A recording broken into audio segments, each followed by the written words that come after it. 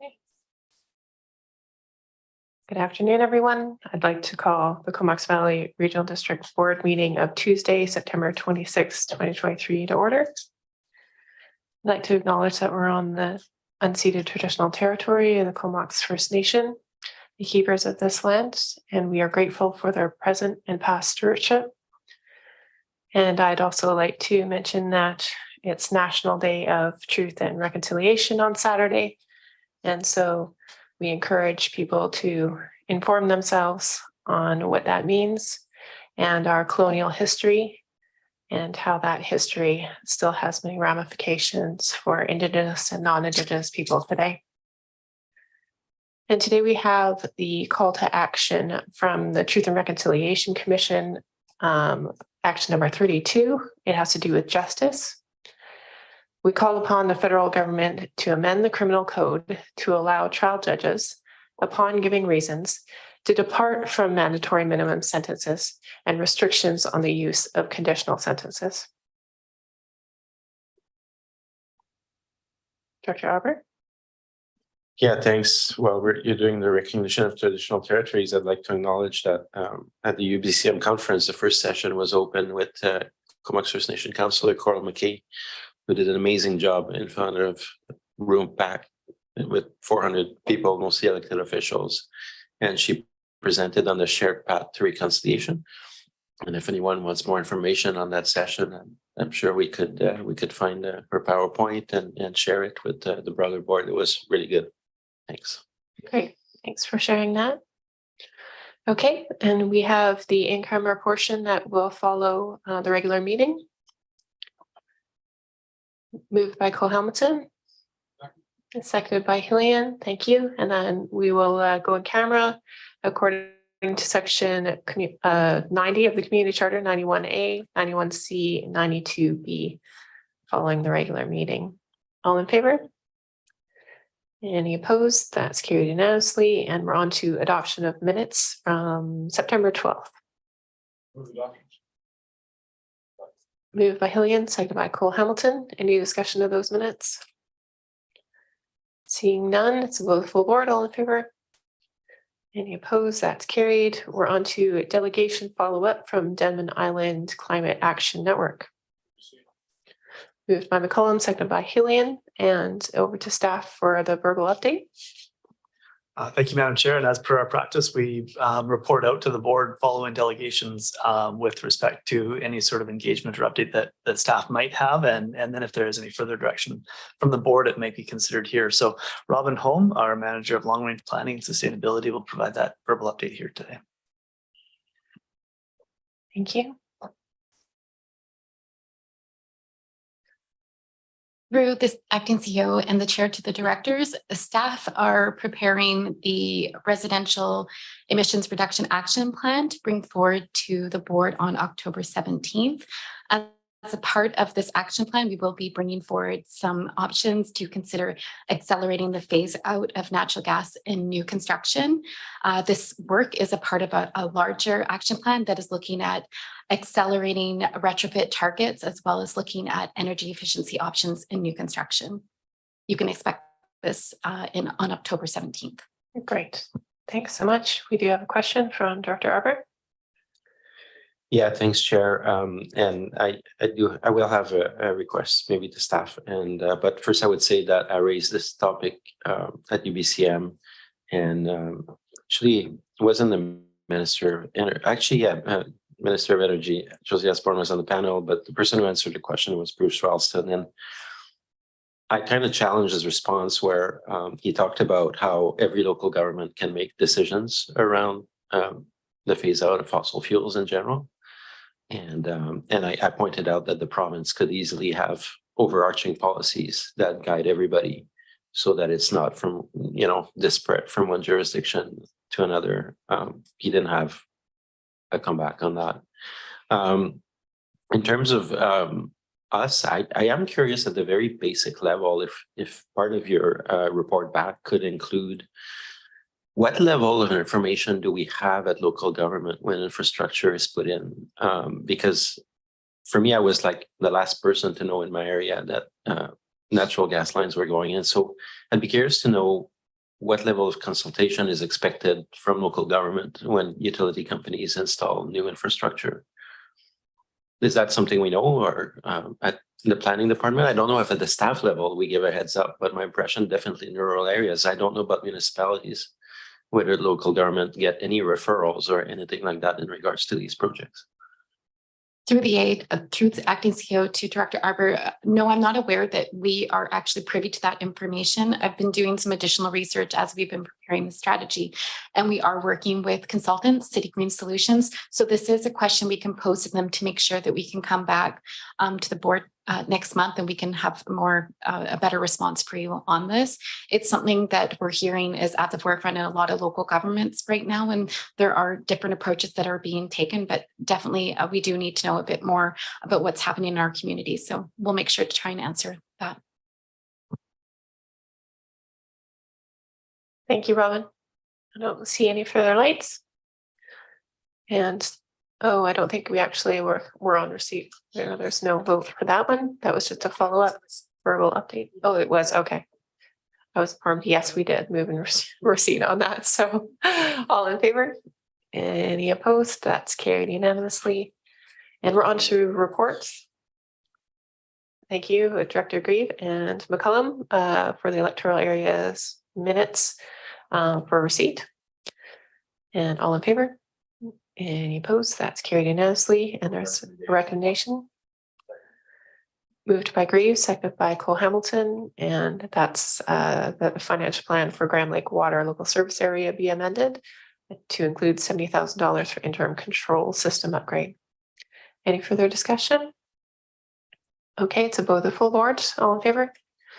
Any opposed? That's carried unanimously. And we are on to item 2, the Comox Valley Sewage Commission minutes from September 12th. Moved by Hillian, seconded by McCullum. Any discussion on those minutes? Again, above the full board. All in favor? Any opposed? That's carried unanimously. We're on to item 3, the Comox Valley Accessibility Framework. Move report. Moved by Director Grieve, seconded by Hillian, and I will pass it over to staff. Thanks. And I'm going to put Jake Martins on the spot here, General Manager of Corporate Services. Jake and I have worked together on this particular accessibility framework and had a lot of collaboration with municipalities.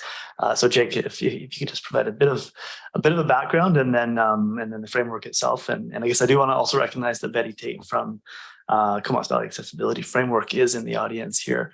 And the Social Planning Society and the Accessibility Framework have been partners in this work going forward. So Jake, over to you.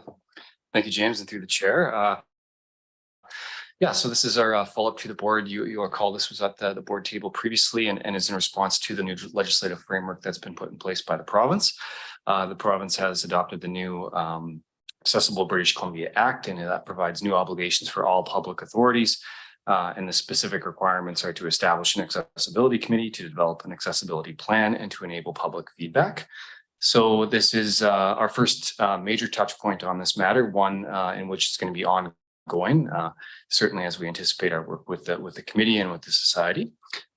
This framework really lays the foundation for a new ongoing program of all local governments within the Comox Valley. And like I just spoke about, provides that cooperative arrangement, which we see as being very beneficial to this work going forward.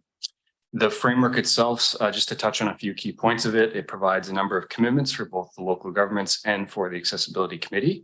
For the local governments, and in particular, there's consideration of the principles around accessibility, the specific aim of the local governments, the public feedback mechanisms in which we're going to pursue, the types of barriers to accessibility, and as well as how the parties are going to work together. So those are specific to the local governments. And in regards to the committee, it does speak to the membership requirements that the Act specifies as part of that new legislative framework. As James noted, Betty Tate, President of the Social Planning Society, is here with us and can respond to any questions if there are any. We've attached a letter of support to the agenda that also speaks to their support for this document. With that, James and I would be pleased to answer any questions. Okay, we have a question from Director Hillian. Go ahead. Thanks, Chair. Thanks for this work. I think it represents a significant moving forward of the accessibility agenda in the Comox Valley, so I'm really pleased to see it. I know that the report indicates we shouldn't be making any changes because in the wording, because it's got to go to all the other local governments. But I found a couple of what I think must be typos that I want to bring to your attention.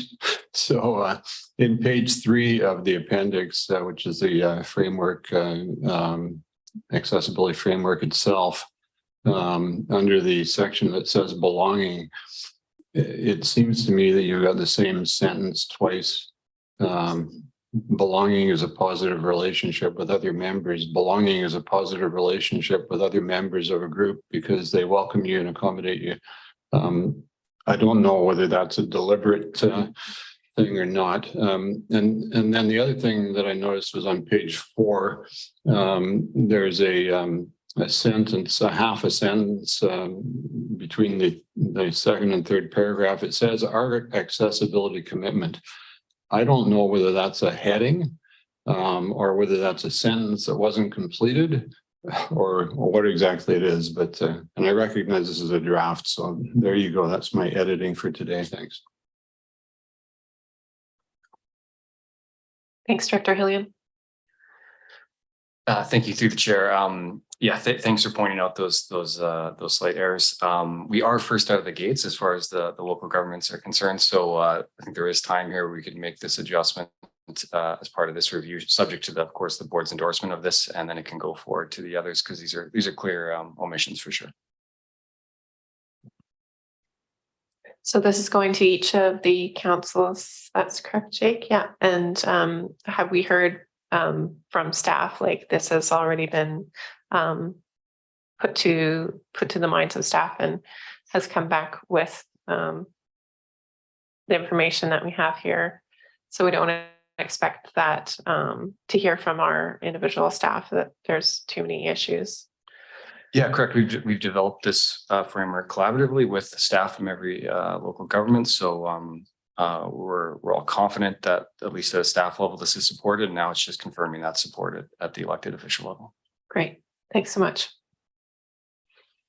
Okay, I don't see any further lights. We're on receipt. All in favor? Any opposed? That's carried. And there's a recommendation.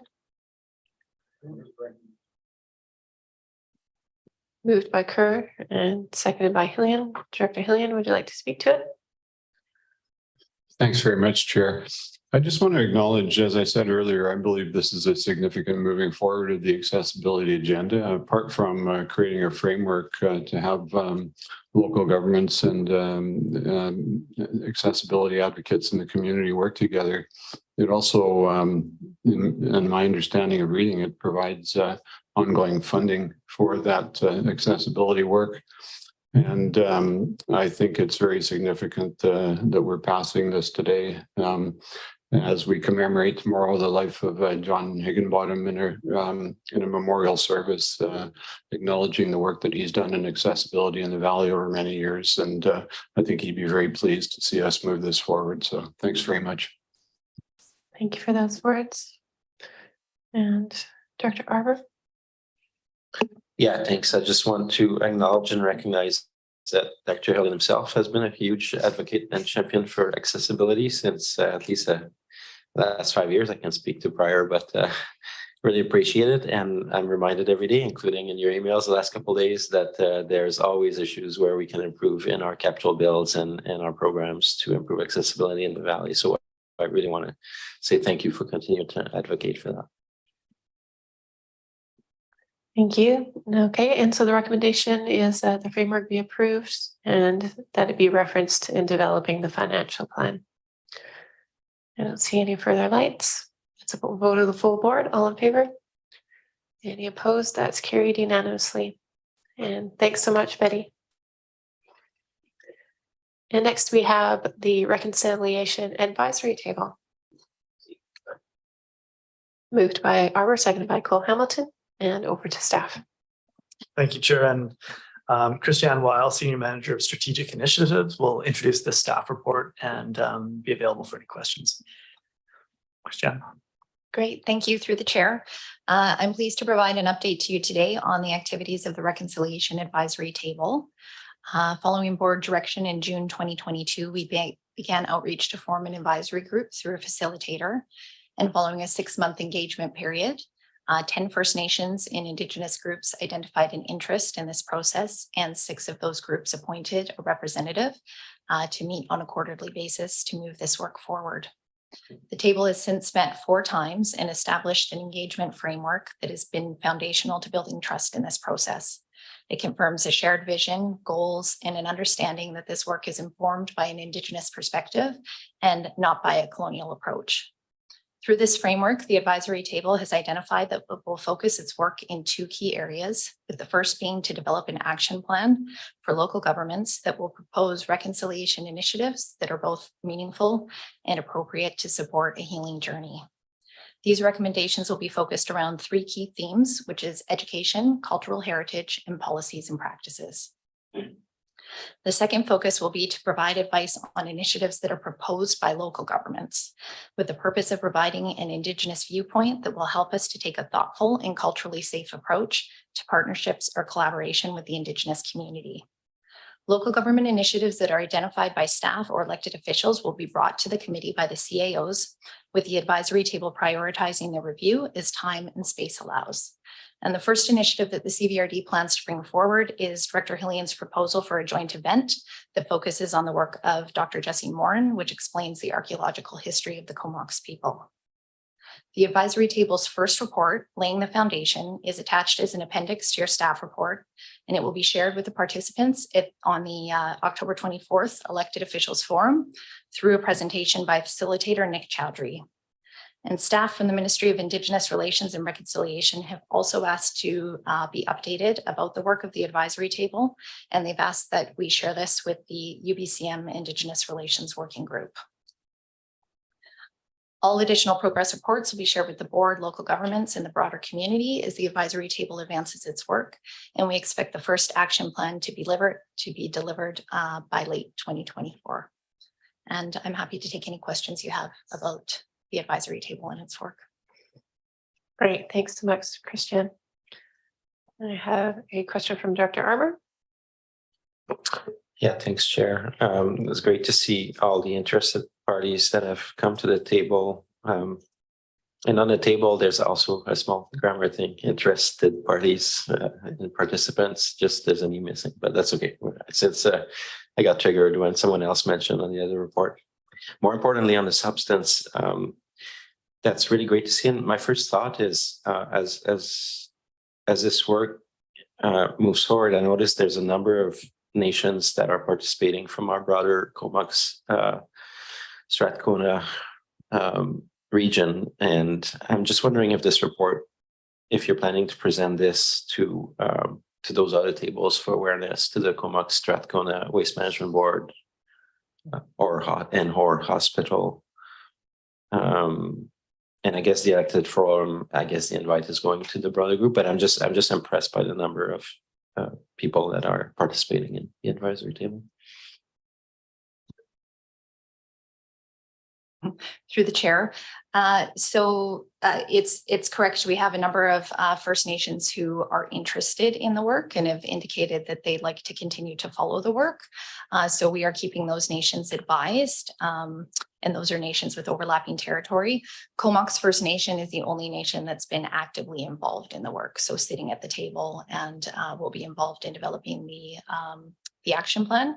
That could change over time as we continue to share the work with those other organizations. We're hoping we might be able to grow the table, but at this point in time, we have 6 organizations that are represented. Thank you. Director Hillian. Well, thanks, Chair. I'm really pleased to see this coming forward, and I just want to thank staff, particularly Christiane, for your thoughtful stewardship of this process. I am curious about what seems to be an omission. I don't see the Wache Friendship Center noted among the participants, and I'm wondering if they've chosen not to participate or if there's some other explanation. We did reach out to the Friendship Center on a few occasions through our facilitator, and it seems that that's just a capacity issue right now. But they are on the list of groups that will continue to keep informed about this work. And Director Cole Hamilton. Thanks very much, Chair. I just wanted to thank staff for the report and everyone on the at the table for the input over this time. And I just want to expand on what Christiane was saying when we met with the Deputy Minister. I'd say he and a number of the staff were struck by the work that's been done here and the sincere efforts to build an environment of reconciliation. And as you were noting, suggest that we forward this plan to the as an example of what can be done to the UBCM Committee on Indigenous Relations. So you know, we're always trying and we can always do better, but it's good to know that the work we're doing, I think, seems to be landing well. Thanks. Thanks for that. And Director Hardy. Yeah, thanks. As a follow-up to Director Hamilton's comments there, I'm also wondering, based upon the meeting that we did have last week with MER, was the fact that there was a lot of interest from MER in regards to the work that was being undertaken by the CVRD and different nations and Indigenous groups here. Long story short, I'm just wondering if maybe an invitation should go up to the province in regards to being able to come in and observe what it is that we're doing. Just an invitation as an ex officio just to come in and observe. I think it might be helpful for them down the road with regards to trying to get other communities on board as well. Thanks. Thank you. Thanks for that suggestion, and certainly that's something we can talk to Nick and Sonora, the consultants who are assisting with us and helping lead this, and yeah, there might be a lot of interest in that that type of sharing. Yeah, it seems like a really good group. I want to definitely extend our thanks to those participants and look for ways to make sure that they feel that it's fulfilling work for them and continue to participate. Director Hardy, go ahead. Yeah, just as a follow-up, I think one of their executive directors, when I spoke with him on Friday, was quite keen on what it was that CVRD was doing. So maybe it's an invitation to one of the executive directors. Thanks. Great, thanks for that suggestion.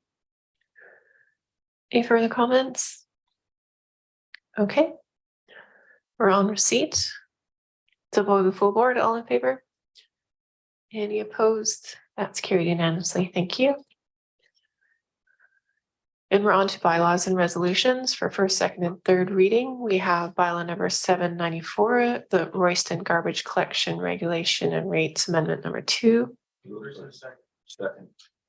Moved by Arbor, seconded by Grieve for first and second reading. To vote of the full board, all in favor? Any opposed? That's carried unanimously. Third, moved by Grieve, seconded by Arbor. All in favor? Any opposed? That's carried unanimously. We're on to bylaws for adoption. First, we have bylaw number 783, Comox Valley Regional District Property Tax Exemption Bylaw for Sunnydale Golf Society. Adoption moved by Grieve, seconded by Hillian. All in favor? Any opposed? That's carried unanimously. We're on to item 3. It's bylaw number 786, the property tax exemption for Union Bay Historical Society. Second. Moved by Arbor, seconded by Grieve. Vote the full board, all in favor? Any opposed? That's carried unanimously. And we will go in camera.